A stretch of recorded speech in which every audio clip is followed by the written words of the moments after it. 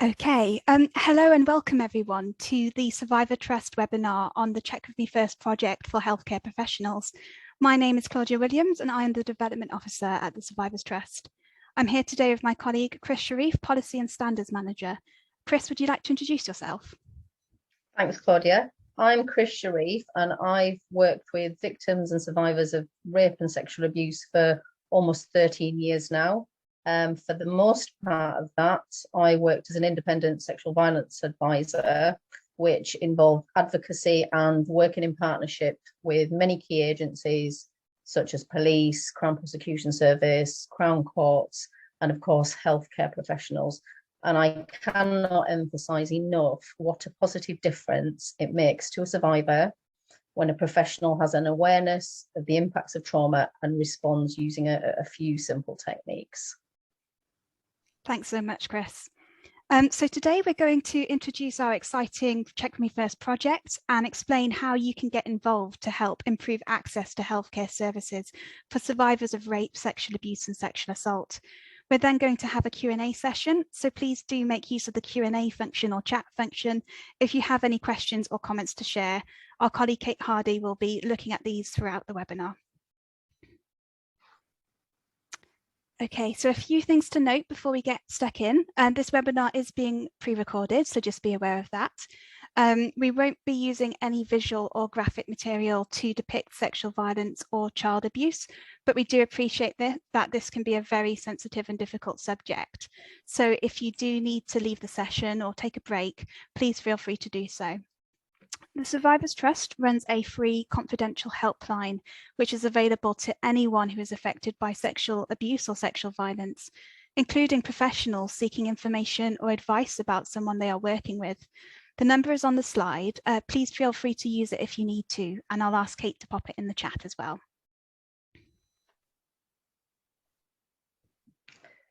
For those of you who aren't familiar with the Survivors Trust, we are a national UK membership organisation supporting specialist rape and sexual abuse services, working with victims and survivors of all forms of sexual violence, sexual abuse and sexual exploitation. We have over 120 members throughout the UK and Ireland who provide a range of services for women, men, children and young people who have either directly been affected by sexual violence or abuse at any point in their lives. And many of our agencies also provide support to professionals and other people supporting survivors, including family members and carers. Just to outline some of the other aspects of the Survivors Trust work, because we do cover a broad range of, broad range of activities. But we also provide emotional support and information to survivors, their supporters and professionals through our national helpline, and we recently launched a live chat service. We also provide networking and infrastructure support for our member organisations. Our members consist of voluntary sector organisations with years of experience providing specialist services to survivors and support for over 100,000 survivors every single year. We also deliver an accredited diploma for independent sexual violence advisors and CPD workshops and accredited training to a wide range of groups and individuals, including police, healthcare professionals and schools that promote sensitive and informed responses to survivors. This also includes our trauma-informed educator and trauma-informed employee quality marks. We also raise awareness of rape and sexual abuse and its effects on survivors, their supporters, and society at large. And we lobby for effective responses to rape and sexual abuse on a local, regional, and national level. Through our position as a member organisation, we're able to act as a national collective voice to advocate for our member organisations and the survivors that they support. We hope to improve access to support for survivors and their families by working with government agencies and local authorities and helping feed into policies and legislation, such as the recent Victims Consultation Bill. We were quite heavily involved in that. Thanks, Chris. So Check With Me First, what is it? Well, NHS London has commissioned us to run a project to raise awareness of trauma-informed healthcare and provide NHS professionals with resources and training for working with potential survivors of rape and sexual abuse. So we are collaborating with our London Survivors Forum and our member agencies to use our combined research and knowledge in this field to put together our project resources. Survivors with lived experience have helped us to shape and develop our training content.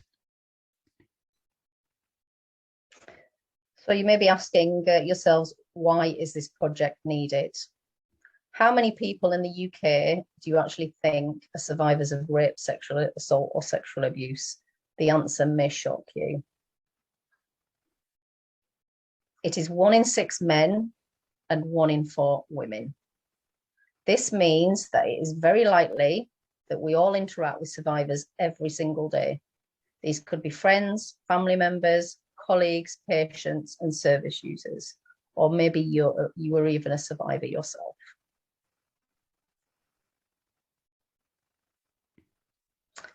Survivors are much more likely to have ongoing medical complications and problems due to the abuse that they've experienced. This can include mental health concerns, heart disease, stroke, and cancer.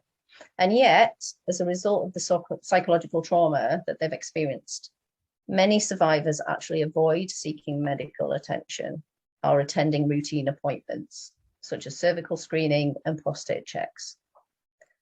This avoidance can leave a devastating impact on their length and quality of life and can lead to greater costs for the NHS further down the road, if, for example, a cancer is not spotted by a routine screening appointment at its early stages.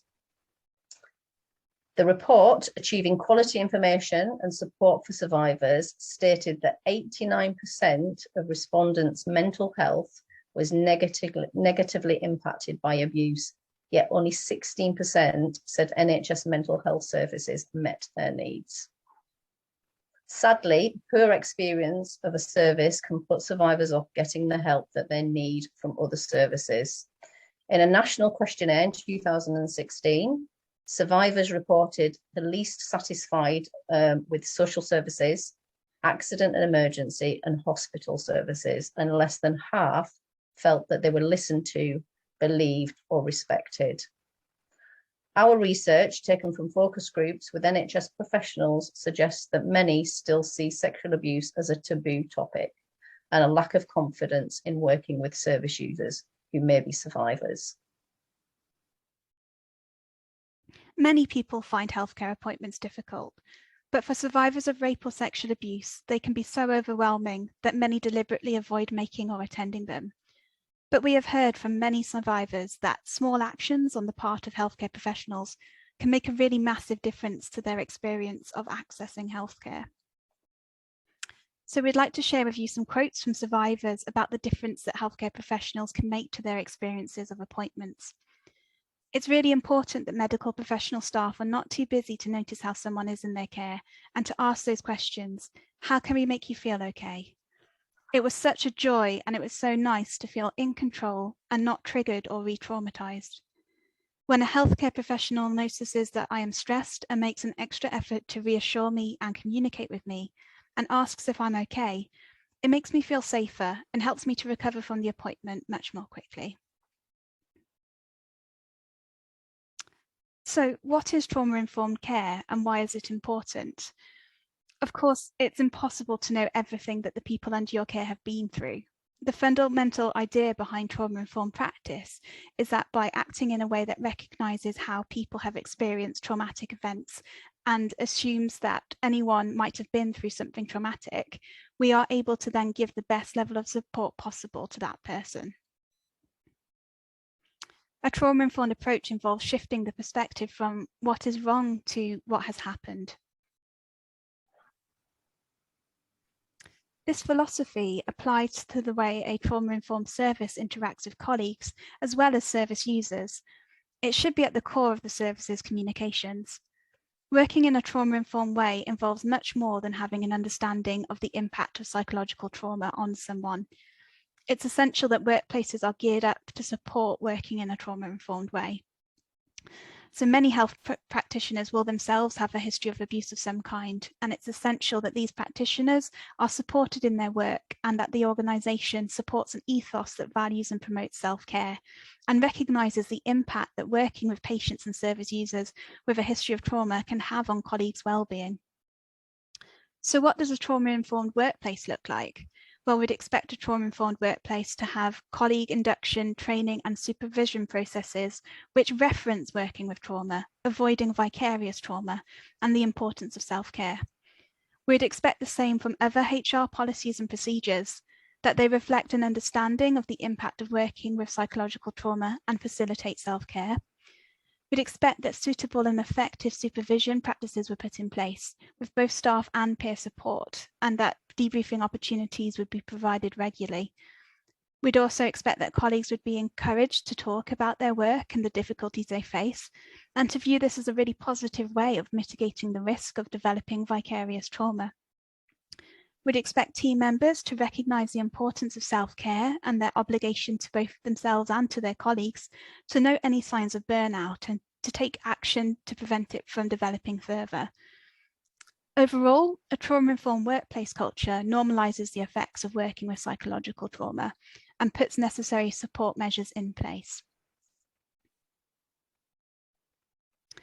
So we've put together a short animation in collaboration with our Survivors Forum, which outlines 3 trauma-informed actions that healthcare professionals can make with every service user to improve their experience of healthcare services.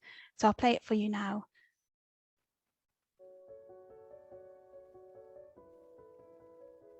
In the UK, 1 in 6 people will face sexual violence at some point in their life. Survivors of sexual violence are more likely to need more medical attention more regularly. And being a survivor of childhood sexual abuse increases a person's chances of poor physical health well into their adulthood. Survivors of childhood sexual abuse have an increased likelihood of experiencing obesity, lung disease, arthritis and chronic pain, are 3 times more likely to experience a mental health issue, and are likely to need 20% more visits to their doctor or hospital than non-survivors. Lots of people get anxious about healthcare appointments. It can be confusing, not knowing what is going on and not feeling that you can say anything. For survivors of rape or sexual abuse, appointments can bring back traumatic memories.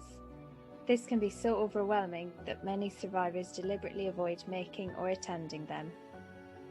Everyone is different. You can't possibly plan for every trigger. But you can take 3 simple steps to help put the people under your care at ease. 1. Check that the person is happy before proceeding with and during each step of the procedure. 2. Explain what you need to do at each step and give the person opportunities to ask questions. 3. Reassure the person that they can stop the procedure at any time. Let them know that they are in control. Not all scars are visible, and many survivors of sexual abuse will not feel comfortable disclosing their experience. A trauma-informed approach to sensitive practice means we don't have to. You can never know all that someone has been through and how this may be affecting them. Please remember to always check with me first. For more information, visit the Check With Me First section of the Survivors Trust website.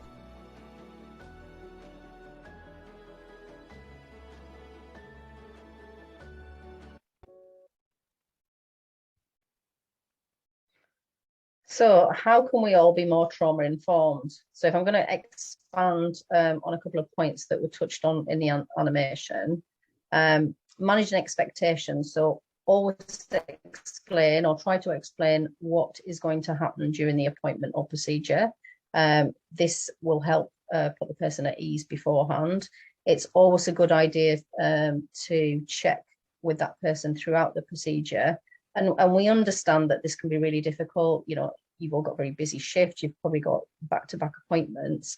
And sometimes, you know, we don't, you know, we're so used to doing our own jobs that we don't realize that we haven't checked in with that person and appreciate that they might not understand what to be expected. It's usually a good idea to make sure that you explain why a procedure or a treatment is necessary, and again, just check with that person at each step. It's good practice to gently encourage and ask the person to ask if they've got any questions, especially if they might seem anxious or shy. It could be appropriate to ask if they would like any adjustments, for example, to make them more comfortable, maybe asking if they want to leave their socks or skirt on during cervical, during cervical screening, or alternatively bringing a trusted person in for support or changing their position. Many survivors are triggered by feeling that they are alone with an authority figure, as it reminds them of the trauma that they have experienced. Let them know that they're in control and try to make the experience as collaborative as possible. Thanks, Chris. We would also encourage you to ask the service user when you first meet them for their appointment or procedure, is there anything I can do to make you feel more comfortable today? And even if they don't offer any suggestions, it's likely that they'll feel more in control and empowered with the appointment beginning in a way that acknowledges that they might find it difficult. Also, keeping communication open helps to eliminate any elements of surprise, which can be a common trigger for survivors. And be prepared to go slowly and stop the procedure at any time. Agree beforehand how this will be communicated. So it might be that the person feels comfortable raising their hand to ask you to stop.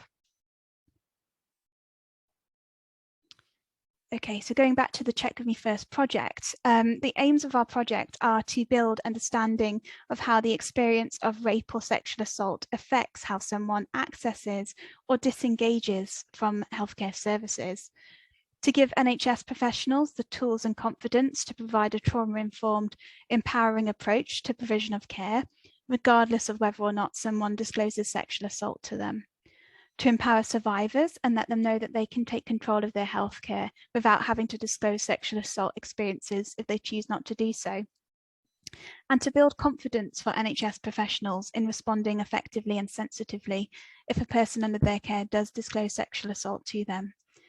We understand that the vast majority of survivors will not want to disclose during appointments.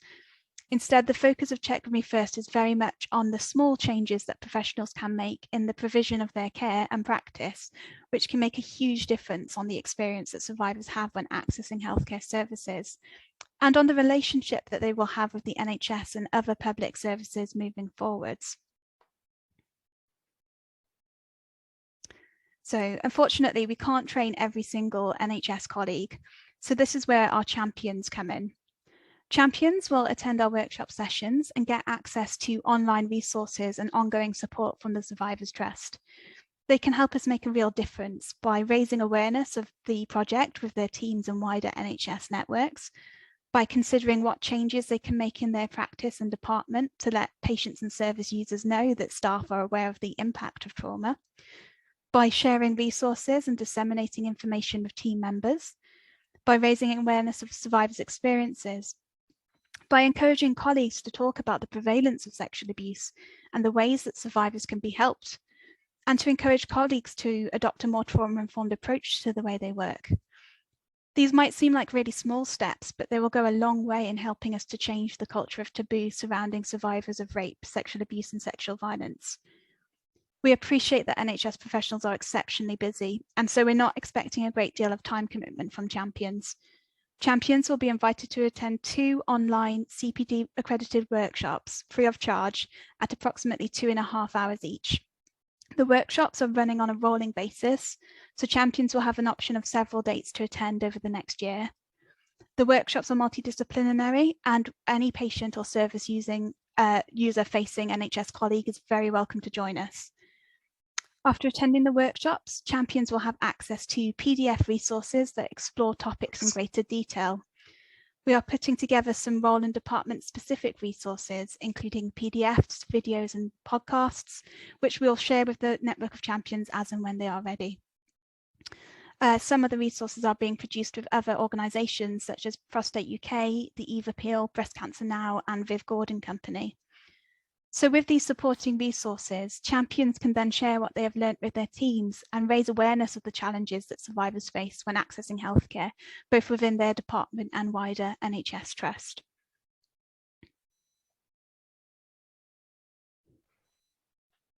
So here are some early results from our feedback survey, which is sent out to all champions after they've completed both workshop sessions. 100% of the survey respondents said that they would apply what they had learnt to their day-to-day practice. 100% of survey respondents said that they would recommend attending the workshop to a colleague. Surprisingly, no respondents said that they received adequate training in this area prior to attending the workshop.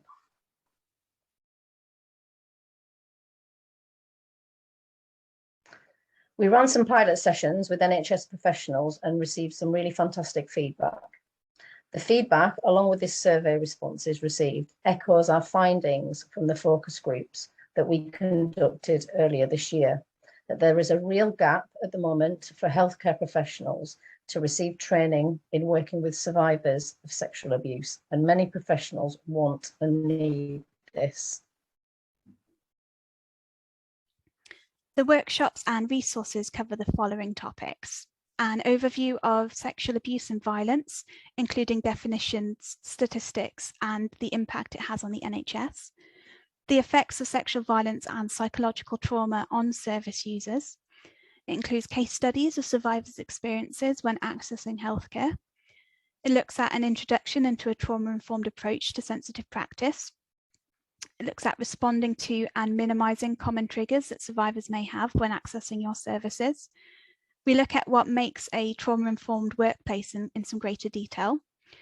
We talk about challenging the taboo around speaking about sexual violence, and we look at how to respond to disclosure sensitively.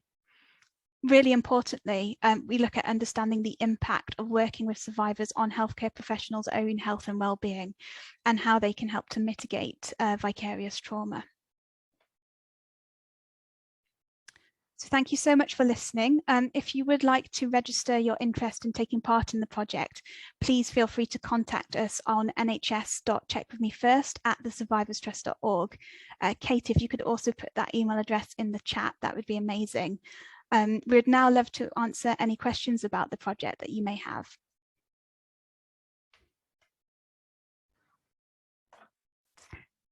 Hi everyone, so I'm Kate and I'm the Communications and Campaigns Officer at the Survivors Trust. So I'm just been keeping an eye on all the questions we've had coming in. So one of the first ones is just asking, is this project just for NHS London, or can you get involved elsewhere in the country? You're welcome to get involved in the project wherever you're based. So the project is funded by NHS London, and spaces for London-based colleagues are prioritised on a first come, first served basis. But we do have plenty of workshop sessions scheduled. So if you can send me an email with your details and how many people you would like to enrol on our workshops, I can have a conversation with you and find a date that works. And also another great question we've had in is who's the course open to? So as a student midwife, would they be able to join the course as well? I think that's a really good point, and actually it echoes our findings throughout this project that it would be really great to have an offer specifically for students. As a student midwife, you'd be very welcome to join the course. Some of the examples we give are more geared towards practicing healthcare professionals, but you'd be very welcome to share your experiences and thoughts with us. Oh, fantastic. And another great question here, does the workshop and the topics cover FGM as well? We do mention FGM, which is a form of sexual violence. It's something that we don't look into in a great amount of detail, given that we only have a very short space of time. But if it would be useful to have a resource specifically on this, please do get in touch and we can have a chat and see if we can work to incorporate some more information around that.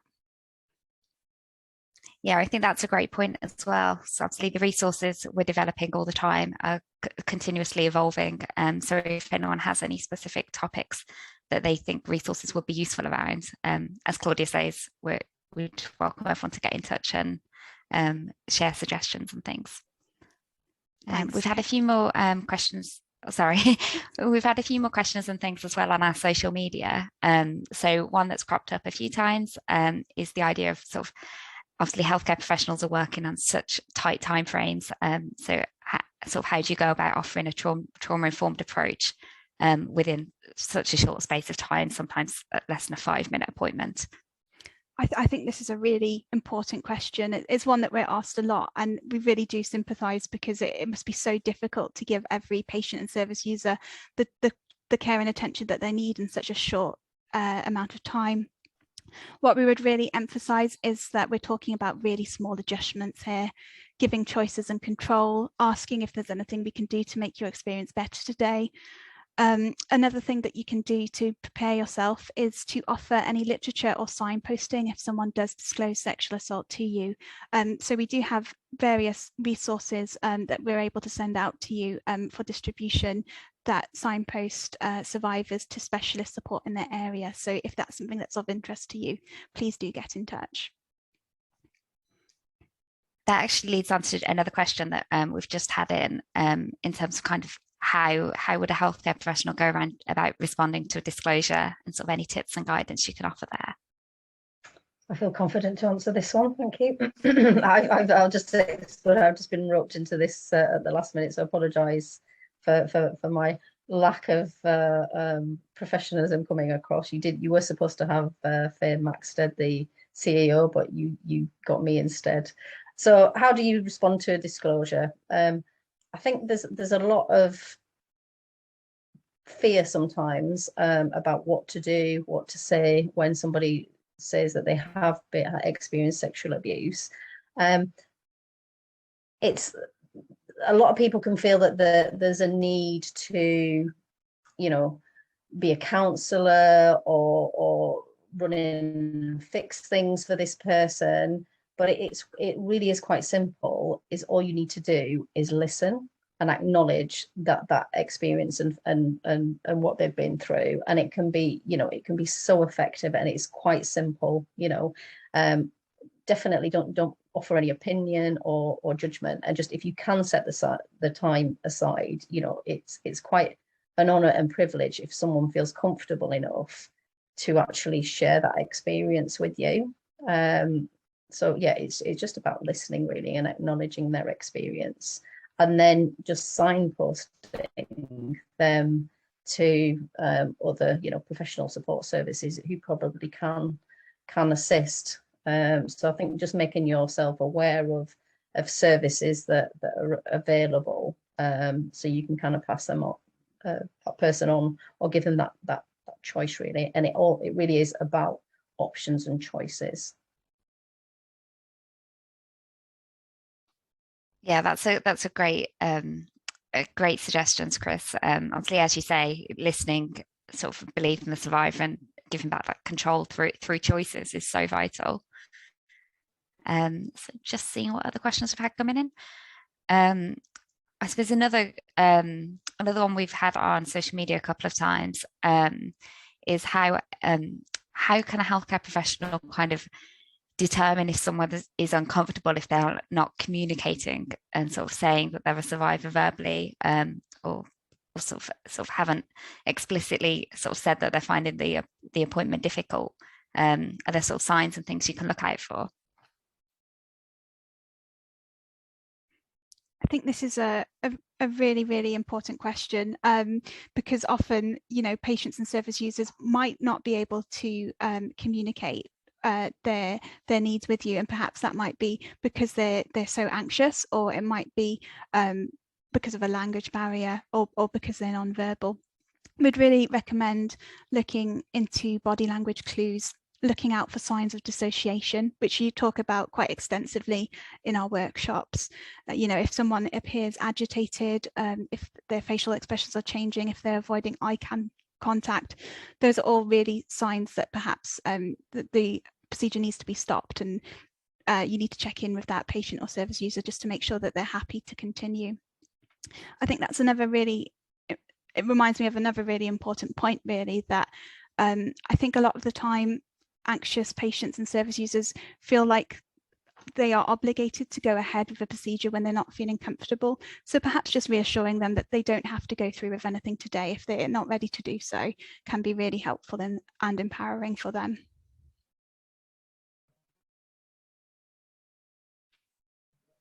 Thank you, Claudia. They're really, really great pointers. I say sort of, yeah, subtle non-verbal cues are really important to read.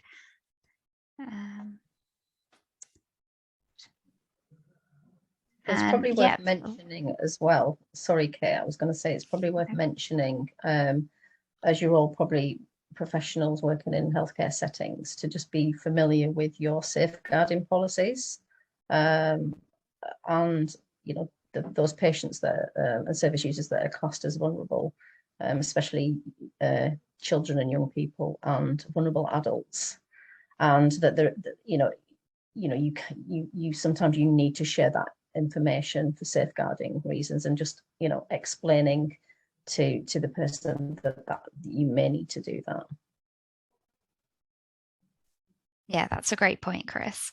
And then just finally, I don't think we've had any more through the chat, but I've had a couple of questions on social media this morning, just sort of people who couldn't attend the webinar today, just asking kind of how they can get involved and sort of get workshops in their area. Absolutely. So at the moment, all workshops are being delivered online, which gives us great flexibility in terms of the different groups that we can have. So we often find that we have professionals from all different departments all over the country joining, which gives us a really great opportunity to share best practice. So if you would like to get involved, please do drop us an email. And we can either set up a call to discuss it further, or send more information over to you by email. And we have an online booking system. So all you do is register which workshop sessions you're interested in attending, and someone will be in touch with more information and the link to join the sessions. Brilliant. Thanks, Claudia. And I don't think we've had any more questions on the chat. So hopefully everyone's happy. There's one anonymous asking if service users can actually attend the course. So the course isn't really for service users or patients. It's very much geared towards healthcare professionals. But as part of the project, we are developing resources specifically for survivors who might be anxious about attending any appointments or procedures. These are available as downloads on the Survivors Trust website, but if you'd like us to signpost you to them, drop us an email to our project email, nhs.checkmefirst@thesurvivorstrust.org, and we'd be more than happy to point you in the right direction there. I've just popped the link in the chat for those resources on the website as well. They're just in the Check Me First section of the website. So. Amazing, thank you, Kate. I think to date we've got resources on grounding techniques that survivors might find useful when going to appointments. We've got some templates that survivors can take to them. So for example, if you don't feel comfortable going to a GP or dentist appointment, you can fill out as much or as little information as possible in advance and give it to the receptionist or your doctor or your dentist when you see them, just explaining what sort of things might make you more comfortable. We have just published a resource in collaboration with the Eve Appeal, specifically for survivors accessing cervical screening, on tips on how to make those appointments more manageable for you. And as Kate said earlier, we're constantly evolving our resources and developing more. So do keep an eye on that webpage, because we'll be dropping more things in there over the coming weeks and months. Thanks, Kate. I've just seen that you've also posted a link to the resources for healthcare professionals. And what I will say is that the majority of these resources are actually accessible after you've joined the workshops. So you'll then get access to our Dropbox, which contains a lot more different resources that you can look at in your own time, including PDFs, podcasts, and videos. Brilliant. Well, thank you all so much for giving up your time today to join us for this session. Do feel free to get in touch if you have any other questions about the project at all. We'd really love to hear from you. And thank you to both Chris and Kate for joining me today. Thanks, Claudia. Thanks, everyone. Take care. Bye-bye. Chris and I will just hang on to anyone left in the attendee room in case there are any questions you'd like to ask us. I've just seen a question come in from Eloise Jones. With the resources, can you put any helpful things about vaginal examinations for pregnant women?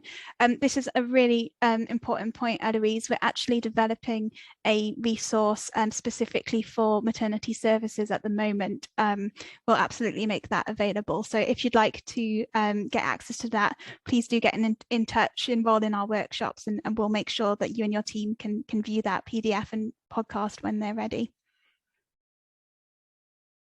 Okay, thank you, everyone. I think we'll wrap up now, but it was lovely to talk to you all today, and please do feel free to get in touch if you have any more comments or questions for us. Take care, everyone.